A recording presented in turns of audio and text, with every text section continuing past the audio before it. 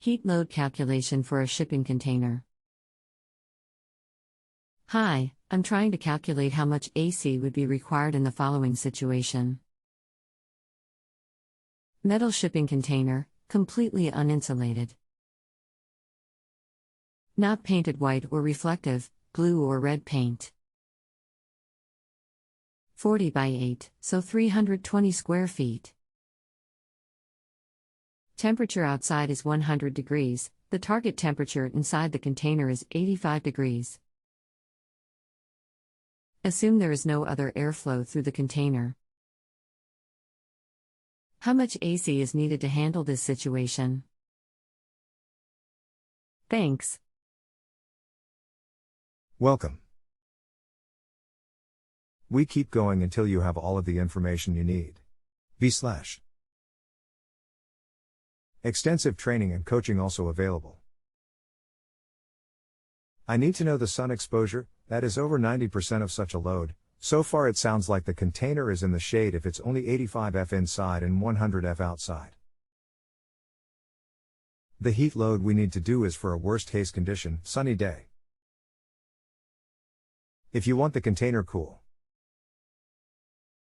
Note, the load without insulation and with sun exposure on the top and two sides will be in the 5 ton plus range. You can cut that by 80% with 1-inch polyurethane foam panel insulation, or 2 inches styrofoam.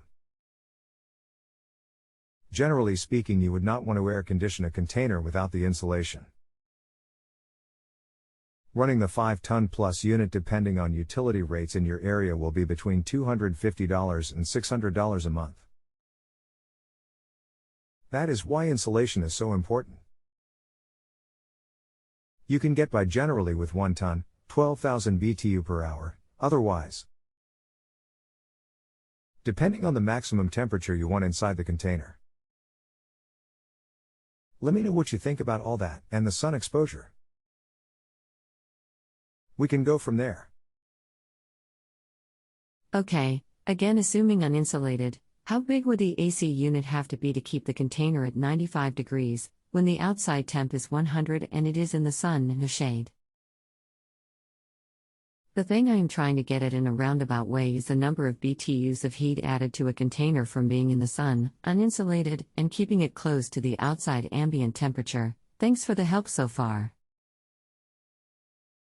The reason for the uninsulated part is complicated, but we have other significant heat sources we are cooling.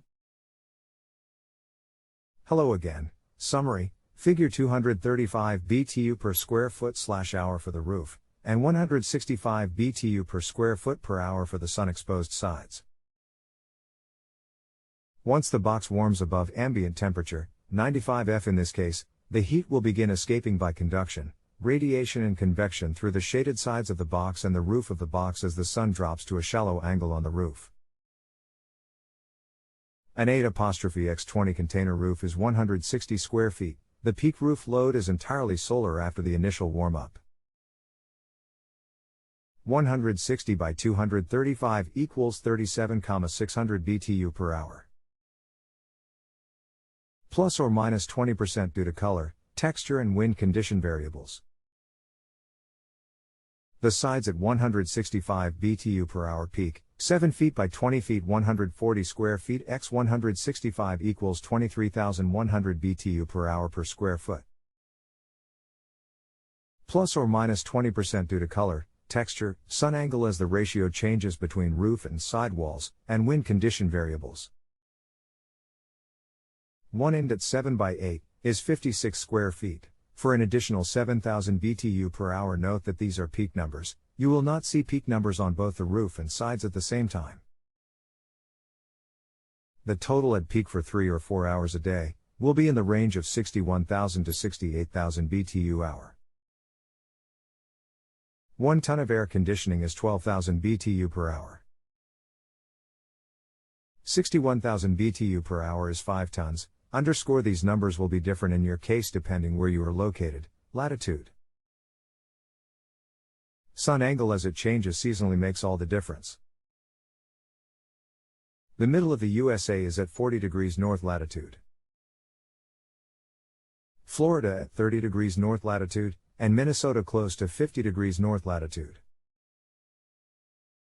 To give you an idea of BTU per square foot peak at 40 degrees N lot, say in the Midwest, peak solar load on west-facing surfaces varies between 164 BTU per square foot per hour, while the roof, horizontal, ranges around 235 BTU per hour per square foot peak. Each of those numbers drops to zero as the sun angle becomes shallower until the surface is in the shade. These numbers change throughout the day, and they vary with the north/south orientation of the structure. So that in the sun on a 95 degrees Fahrenheit day, the sun-exposed sides of the box will superheat the interior to roughly 30 degrees hotter than the surrounding outside air. In this case 125 F, since the other sides of the box, facing north and say for instance east as the sun passes overhead, begin radiating that 125 F through the steel walls and cool floor of the container to the outside air and ground. The degree of radiance, and other heat transfer such as convection and conduction vary with the shape of the surface metal, paint thickness and color, and wind conditions outside. Inside the box the heat transfer is similarly affected. An equilibrium will be reached however generally in the 125 F to 130 F range, but only because the uninsulated sides in the shade are radiating heat buildup from inside the container to the outside of the container. Click here for article on cars. Notice the heat buildup over 60 minutes with 90 F outside air can go to 138 F on the car tested. The primary reason for that extreme heat is because the car is insulated except for the glass, and the heat builds up rather than radiating from the shaded surfaces of the car as with an uninsulated container.